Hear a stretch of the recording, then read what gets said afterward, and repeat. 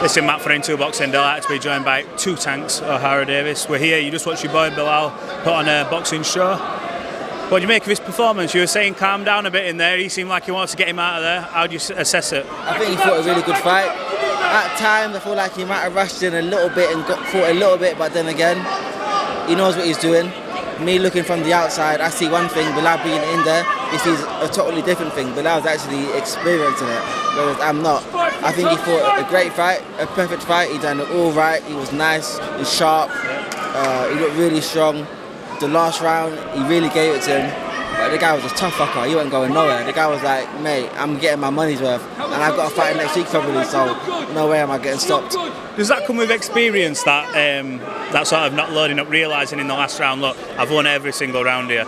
It's not really worth rushing in and maybe getting one back and then thinking, you know, so it happens in boxing where you get an upset on the cards where a fight's been controlled start to finish, then all of a sudden one shot, and you're thinking, I've worked all that way. Does that just come with experience? That's why sometimes it's a bit dangerous, and this is why I was saying to him, calm down, calm down. The guy was a Mexican. I don't know if he was a Mexican, but he had that look.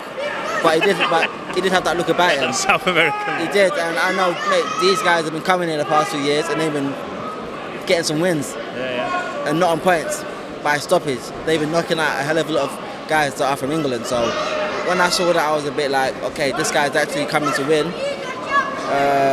Bilal come off a loss, I think, the fight before. Yeah. So, you know, chill, relax, don't rush into it. Like, there's no pressure to get him out of there. Just win the fight, look good, be sharp and be smart. That's it. Move on. It's not about, boxing's not about getting them out of there. If you can, it's good. But I feel like Bilal's not that kind of fighter. Bilal's not me. Bilal's not Anthony Yarde. Bilal's sharp. And that's what he's got, your sharp fighter. And he's a counter puncher. But I don't think he's a strong fighter, whereas he can go in there and knock everyone out. He ain't got that kind of punching power. But he is sharp. So you need to use your attributes.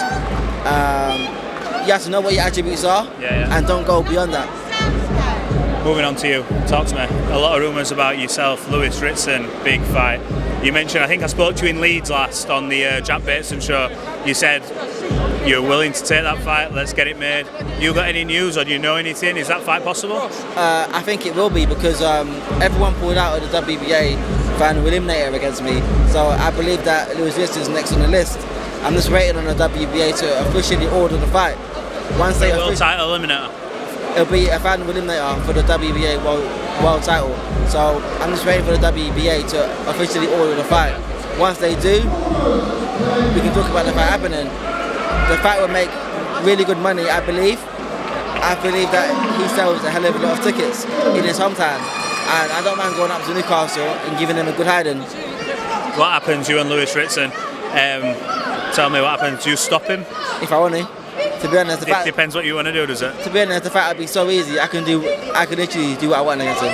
If I want him gone in round 2 or round 3, he'll be gone in round 2 or round 3. Like, Lewis Ritson's not a Teofimo Lopez. He's not a Sandor Martin.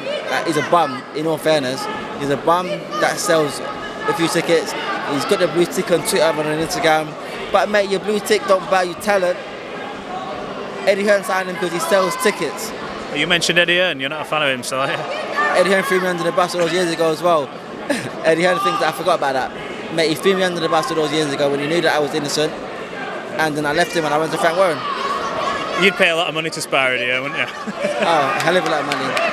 I'll get him in the gut. Yeah, look, Eddie, I know you're pressed for time. Thanks for talking to Into Boxing. We look forward to seeing you back out again. Hopefully against Lewis Ritson. It's a big fight, whatever happens in that fight. And yeah, appreciate talking to Into Boxing. Thank you.